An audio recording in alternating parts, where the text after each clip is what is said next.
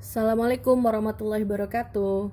Kembali lagi kita di kelas Bahasa Inggris untuk kelas 7 semester genap. So, buat kalian yang sudah menonton dan juga mempelajari video tentang materi deskriptif teks sebelumnya, berikut adalah lanjutan dari materi kita di video yang kemarin sudah kalian tonton, ya. Nah,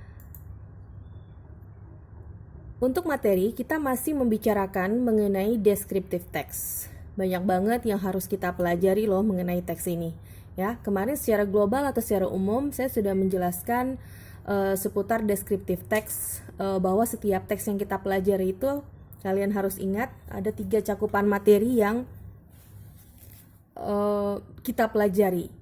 Kalau kalian masih ingat, yang pertama itu ada social function, fungsi sosial. Yang kedua ada structure of the text atau struktur teksnya, bagian teks apa saja. Kemudian yang terakhir ada language features atau unsur kebahasaan. Nah, untuk yang social function dengan yang structure of the text di video kemarin kan sudah kita bahas. Kemudian udah gitu, saya juga sudah meminta kalian juga untuk mencatat materi dari video yang kemarin, lalu mencari contoh deskriptif lain agar kalian bisa menentukan struktur teks dari deskriptif teks yang kalian temukan. Nah, sambil mengingat mengenai materi di video kemarin, ya, coba sebenarnya apa sih yang dimaksud dengan deskriptif teks? Ya, sekarang kita cocokkan ya. Nah, ini dia. Descriptive text is a text that describes the features of someone or something. Jadi kuncinya selalu saya ingatkan bahwa descriptive text ini sebuah teks yang isinya menjelaskan, describes itu menjelaskan, bisa menjabarkan, bisa menceritakan gitu ya, the features. Features ini tampilan dari someone, seseorang, or something, atau bisa sesuatu. Nah, yang digambarkan ini ya, it can be a person, bisa tentang seseorang, animal, hewan, thing, benda, or a certain place, atau suatu tempat tertentu. Oke, jadi descriptive text sendiri, definitionnya tolong diperhatikan baik-baik, diingat, dipelajari, dipahami ya. Oke guys, next. Nah, seperti yang tadi saya bilang, di video kali ini kita akan membahas mengenai language features atau unsur kebahasaan dari teks deskriptif. Kalian juga selalu saya ingatkan bahwa ketika kita bicara language features, berarti kita berhubungan dengan tata bahasa atau yang biasa kalian kenal dengan grammar, ya. Nah, ada beberapa hal penting yang terkait dari unsur kebahasaan suatu teks deskriptif. Yang pertama, teks deskriptif ini using simple present tense, ya. Jadi dalam teksnya menggunakan kalimat dalam bentuk kalimat simple present tense. Di bab sebelumnya, in chapter 6, ya, saya sudah pernah menjelaskan mengenai apa itu simple present tense. Nah, kuncinya sebenarnya kalau kalian mendengar kata present ini, present itu sebenarnya artinya adalah sekarang atau masa yang sekarang kita jalani. Berarti simple present tense adalah kalimat yang menyatakan bahwa kegiatannya atau aktivitas yang dilakukan terjadi di masa sekarang, di masa present ya. So jangan lupa materi yang pernah kita pelajari pada saat waktu di kelas ya, waktu kita masih belajar seperti biasa.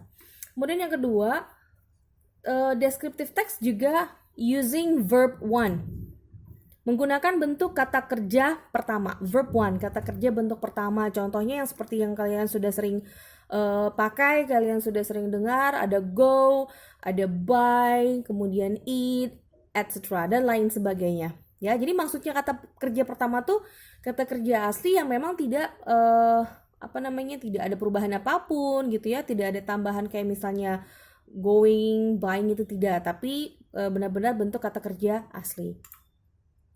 Lalu di descriptive text juga banyak bentuk kalimat yang using to be, is, am, are. Jadi menggunakan to be karena di present tense, di kalimat present tense itu to be-nya ada 3, yaitu is, am, dan are. Nah, ini untuk menghubungkan subjects dengan adjectives, nouns, dan adverbs. Untuk detailnya nanti setelah ini kita akan pelajari lebih rinci lagi ya. So, tolong diingat baik-baik bahwa ada 3 unsur kebahasaan penting dalam sebuah teks deskriptif. Yang pertama, using simple present tense, using verb one, dan yang terakhir adalah using to be. To be untuk present tense adalah is, am, dan are. Nah, so guys, do you still remember the lesson about verba present tense? Kalian masih ingat gak sih waktu kita masih di kelas, saya pernah menjelaskan materi tentang verba present tense ya. Sudah pasti kalau present tense bentuk kalimat yang kalian pelajari adalah yang terjadi di masa present atau sekarang. Nah, cuman ini kuncinya ada di verba. Verba berarti berhubungan dengan kata kerja ya. Berarti kalian membuat suatu kalimat yang menyatakan si subjek melakukan sesuatu. Ya, kemudian waktu itu juga kalian pernah saya minta juga untuk membuat kalimat positif lalu dirubah ke kalimat negatif, terakhir kalimat interrogatif. Nah, materi itu tolong jangan dilupain ya. Nah, nih, untuk mengingatkan kembali mengenai deskriptif teks ya, ini ada hubungannya. Kenapa sih kita mempelajari yang unsur kebahasaan yang ketiga tadi, yaitu to be. Using to be. To be-nya adalah is, am, dan are. Sekali lagi, kalian pasti tidak asing lagi dengan bagan yang sedang kalian lihat sekarang ya. Ini pernah saya tayangkan juga di video sebelumnya. Saya hanya sedikit mengulang saja untuk mengingatkan kalian. Ya, materi kita ini tentang descriptive text. Kunci utama descriptive text adalah describes, yaitu menjelaskan atau menjabarkan. Yang dijabarkan adalah detailed information, yaitu informasi rinci.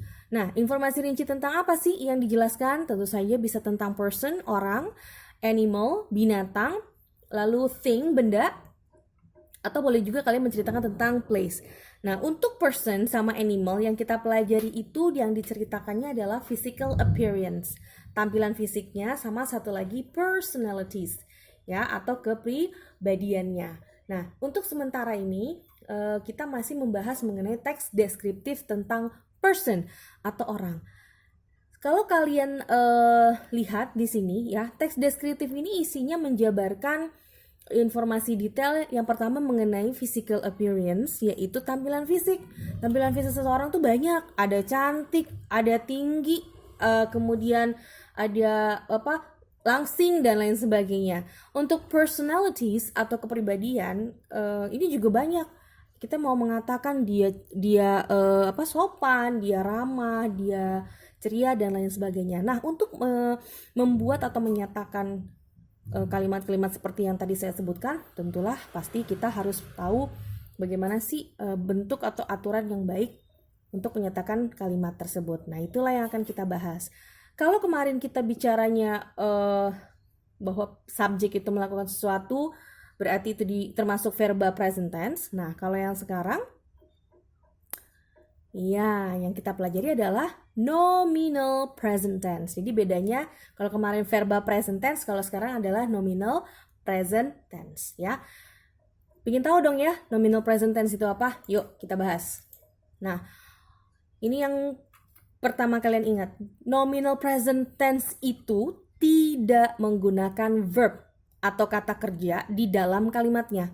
Jadi nggak ada tuh yang menyatakan bahwa saya belajar, dia membeli, kemudian mereka datang, itu enggak, karena semuanya mengandung kata kerja. Sedangkan di nominal present tense ini tidak menggunakan verb atau kata kerja sama sekali, tetapi justru menggunakan to be, kata bantu penghubung. Nah, untuk to be di present kita punya is, am, dan juga are ya, ada 3. Kemudian nih, to be digunakan jika subjek diikuti oleh adjective, kata sifat, adverbs, kata keterangan, atau noun, kata benda. Ya, makanya tadi sebelumnya di slide sebelumnya saya bilang mau gimana ya cara mau mengatakan bahwa oh iya dia tinggi gitu ya. Tinggi kan berarti kan kata sifat gitu kan ya. Terus kalau keterangan itu bisa tempat atau waktu. Misalnya mereka ada di dalam kelas gitu ya. Itu keterangan adverb. Atau mau bilang noun kata benda di sini lebih kepada contohnya profesi, saya seorang guru gitu kan ya. Nah, bagaimana sih cara menyatakan kalimat-kalimat tersebut dengan bentuk kalimat yang baik dan benar dalam bahasa Inggris. Nah, ini nak. Formulanya atau bentuk kalimatnya ya. Si subjek setelah itu diikuti dengan to be ya, baru bisa diikuti dengan adjective, kata sifat, atau adverbs, kata keterangan, atau nouns, kata benda ya. Nah, kalau kalian perbandingkan dengan verba present tense, setelah subjek kan pasti kata kerja ya. Iya, ada yang berakhiran S, ada yang tidak. Nah, kalau untuk nominal present tense, karena dia diikuti dengan adjective, adverb, atau nouns, maka dia membutuhkan sebelumnya kata penghubung to be. Ya, tadi ingat to be-nya di present tense ada 3. Ada is, ada am, kemudian ada are. Nah, contoh yang pertama. Nah, untuk subjek I, to be yang harus digunakan adalah am. Ya, contoh yang pertama nih. I am tall. Tall di sini artinya tinggi. Tinggi itu lebih termasuk kemana sih? Adjective, adverb, atau noun? Tentunya tall, tinggi masuk ke adjective atau kata sifat. Jadi kalau kamu mau bilang saya tinggi, jangan langsung I tall ya. Itu berarti salah, tetapi kita memerlukan kata penghubung to be. Karena subjeknya I, to be-nya adalah am. I am tall. Kemudian untuk subjek yang berikutnya ada subjek you, they, and we. Nah, subjek you, they, dan we ini to be-nya itu adalah are. Ya, contoh nih, yang ingin saya jelaskan di sini ya, kita ambil subjek you. You are at school. At school di sini artinya adalah di sekolah. Di sekolah berarti masuknya kemana? Adjective, adverbs, atau nouns. At school berarti masuk ke adverbs. Adverbs adalah kata keterangan. At school, keterangan tempat. Nah, berarti kalau kamu mau bilang, kamu berada di sekolah, you are at school. Jangan you at school. Itu masih salah ya. Tapi harus ada bantuan. To be. To be untuk subjek you, they, we adalah are. Oke, next. Untuk subjek he, she, kemudian it. Ya, to be-nya yang harus dipakai adalah is. Contoh nih, saya pakai subjek he. He is a teacher. A teacher di sini ya, artinya kan seorang guru. Nah, guru itu termasuk profesi. Dalam bahasa Inggris, profesi kategorinya adalah noun, kata benda. Jadi kata benda di sini tidak hanya benda-benda yang mati gitu ya, tapi profesi juga kategorinya adalah kata benda. Jadi kalau kamu mau bilang dia seorang guru, nggak boleh langsung he a teacher, masih salah. Tetapi membutuhkan to be atau kata penghubung is. He is a teacher. Oke? Nah, untuk bentuk nominal present tense sendiri sebenarnya sih sama dengan verba present tense. Jadi ada bentuk kalimat positifnya, ya, ada kalimat negatif sama kalimat interrogatif. Seperti tabel berikut ini, ya. Jadi ada bentuk kalimat deklaratif positifnya, kalimat deklaratif negatif, ya. Kalau deklaratif ingat berarti kalimat pernyataan yang diakhiri sama titik. Sedangkan kalimat interrogatif berarti kalimat pertanyaan yang diakhiri dengan tanda tanya. Ya, contoh nih, saya ambil untuk subjek yang pertama adalah I.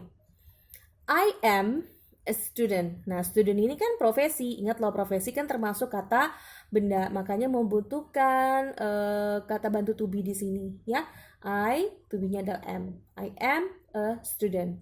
Nah, untuk kalimat positifnya bisa dirubah ke kalimat negatif gitu ya. Kalau di sini saya seorang siswa atau pelajar, berarti negatifnya saya bukan seorang pelajar. Nah, gimana cara mengatakan itu? Kalian membutuhkan kata bantu not yang diletakkan setelah to be. Jadi, I am not a student. Nah, I am not ini boleh digabung menjadi I'm not. Sedangkan untuk interrogatifnya, ada yang harus dipindahkan letaknya. Jadi to be yang biasa di tengah ini ya, pindah ke depan. Jadi seperti ini. Am I a student?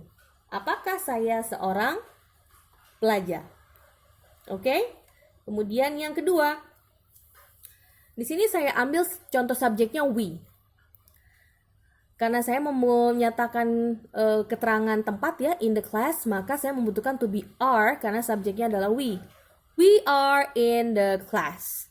Kami berada di dalam kelas. Itu untuk positifnya. Lalu bagaimana untuk menyatakan deklaratif negatifnya? Berarti nanti artinya berubah. Kami tidak berada di dalam kelas. Nah, seperti ini. We are not in the class. Not itu diletakkannya setelah to be. Are not sendiri ini boleh digabung menjadi aren't. Nah, untuk interrogatifnya ya, sama seperti yang atas, to be-nya harus pindah ke depan. Jadi seperti ini bunyinya. Are we in the class? Apakah kita di dalam kelas? Gitu ya. Oke. Nah, yang terakhir saya mau ambil contohnya dengan subjek he. Saya mau menyatakan bahwa dia itu handsome. Apa tuh handsome? Ganteng pastinya ya. Nah, nggak bisa langsung he handsome loh, tapi kita membutuhkan kata bantu to be di sini. Jadi he is handsome. Dia ganteng atau dia tampan gitu ya. Nah, untuk merubah ke negatifnya mau bilang dia nggak ganteng gitu ya, berarti kita membutuhkan kata bantu not yang menyatakan tidak atau bukan gitu ya. He is not handsome. Dia tidak tampan. Is not ini kalian boleh gabung menjadi isn't. Nah, untuk interrogatifnya sendiri sama kayak yang di atas ya. Jadi to be-nya yang pindahin ke depan. Is he handsome? Apakah dia tampan? Oke guys? Yes. Nah, sekarang let's try to make some sentences using to be ya. Yuk mari sekarang kita coba sama-sama untuk membuat kalimat yang menggunakan to be. Siap-siap ya? Oke. Saya seorang pelaut. Nih, kalau kalian lihat di sini, pelaut itu berarti termasuk apa nih? Adjective, kata sifat, adverb, kata keterangan, atau noun, kata benda. Kata benda profesi ya, ingat ya guys. Gimana? Termasuk apa nih? Iya, pelaut termasuk ke kategori profesi, kata benda.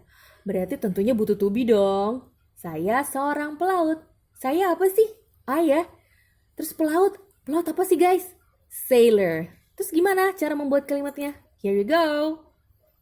I am a sailor. Oke? Ya, sip. Yang kedua. Dinda sangat baik. Sangat baik.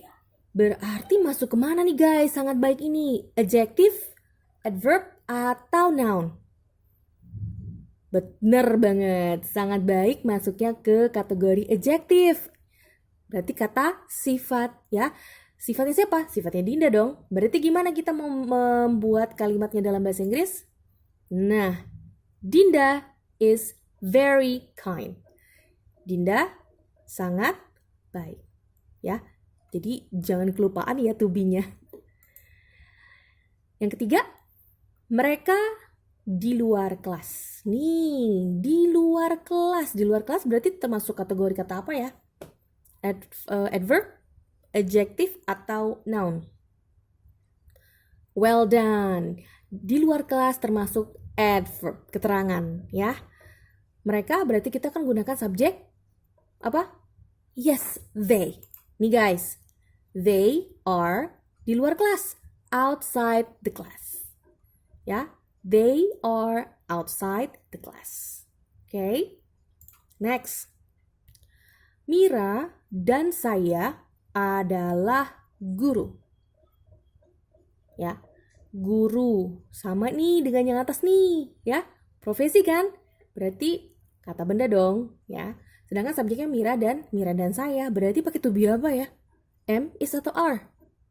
Ayo, apa yo? Coba ya. Nah, Mira and I are teachers. Kenapa sih pakai are?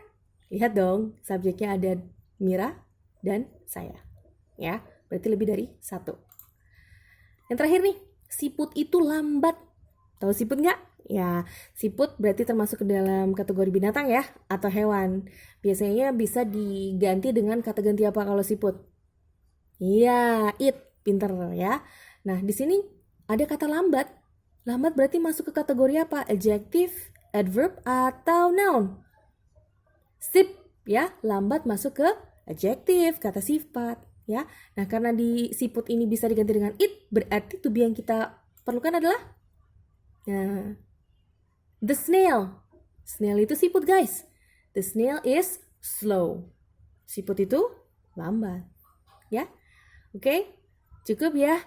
Contoh-contohnya silakan nanti kalian pelajari lagi atau mencari contoh-contoh yang lain untuk tambahan materinya. So guys, cukup sekian materi dan penjelasan dari saya untuk video kali ini ya. Don't forget to watch and study this video over and over, okay? Jadi jangan lupa untuk menonton dan mempelajari video ini berulang-ulang ya guys ya. Karena sesuatu yang diulang-ulang insya Allah nanti akan lebih melekat dan lebih kalian pahami.